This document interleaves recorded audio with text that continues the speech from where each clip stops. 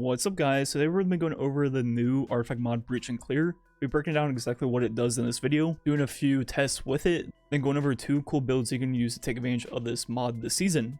So first, looking at what it does, when using a grenade launcher, damaging a boss, damaging a champion, or breaking a combatant's shield, reloads your stowed weapons and causes the combatant to take increased damage for a short duration.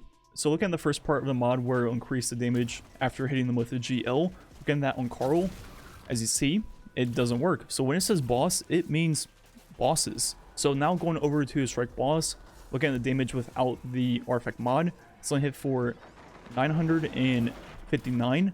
Now if I go ahead and hit him with a GL, you see they're going to get kind of suppressed and debuffed, and it's going to go all the way up to 1246. And that is going to be a 30% debuff, which is pretty standard for Destiny 2. Pretty much all the debuffs are 30%. And this will also work on champions. Normally I hit for 1275 with this SMG.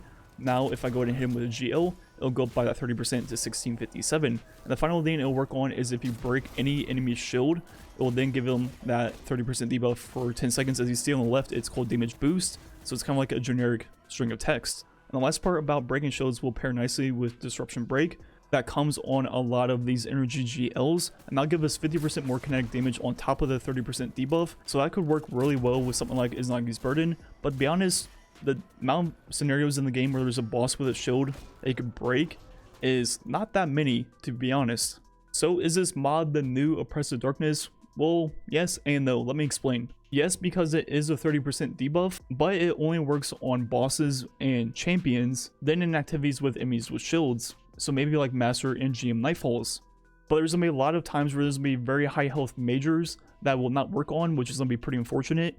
And Oppressive Darkness would work on every single thing in the game. But the benefit of Breach and Clear is the fact that it's not tied to a subclass type, so you're not locked into void subclasses, and it's not tied to your grenade ability, so you can use this way more often. Which led me to test to see if you could reapply the buff to the same target over and over again. So you see, if you hit them once, it says damage boost for 10 seconds.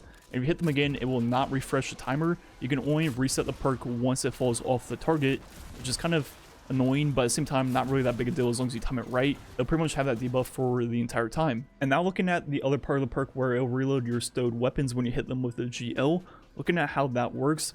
So if we go to empty out one shot of our Deathbringer, also empty a few shots of our SMG, then hit the boss with our GL, it will reload them both from reserves, which is very nice. But the thing about this that I had to test was, is there a cooldown of how often you can do this?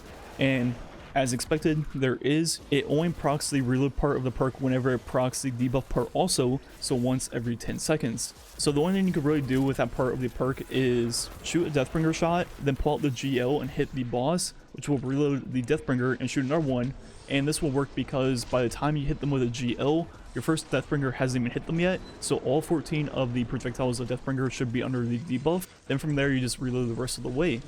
And the final test I wanted to do was to see if it stacks with other debuffs in the game, which I'm pretty sure it won't, but we can go ahead and try with the Tractor Cannon.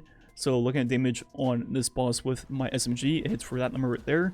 Then if I get the Breach and Clear, it'll go up by 30%. Then if I Tractor him, it will stay the exact same as expected, so it does not stack with other debuffs, only one at a time.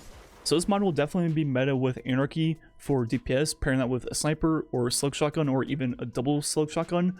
With the way Anarchy works, you'll pretty much have the debuff forever until the boss is dead, so that will obviously be extremely nice. Pretty much just turn Anarchy into a Tractor Cannon that also does tick damage.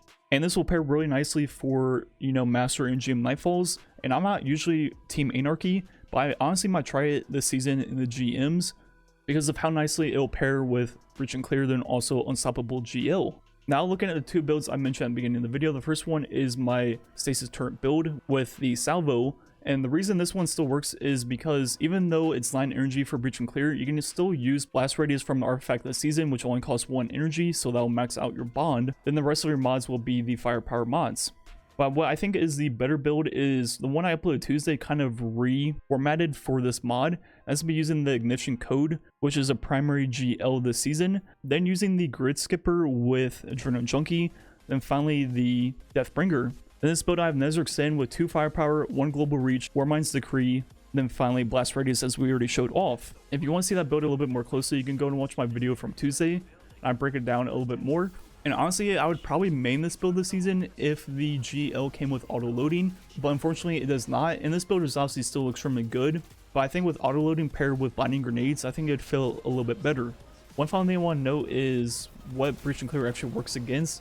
In some of the strikes that I played with it, some of the mini bosses along the way in the middle of the strike did work, so it's just kind of hit or miss of what it actually works against. Pretty much all bosses, all champions, then things are considered mini bosses, so ultras that would have their own unique name seem to work also. Anyways, I think that's gonna be it for the video, just some strike gameplay left, and like usual, thanks for watching, catch you guys next time.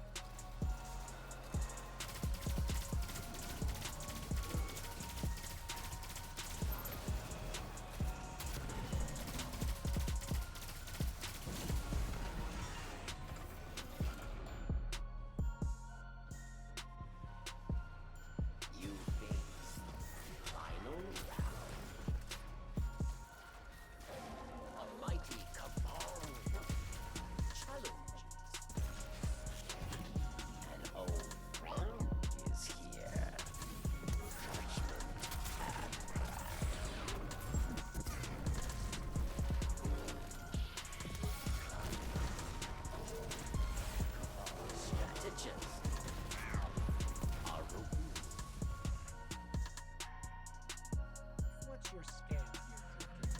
You always have one.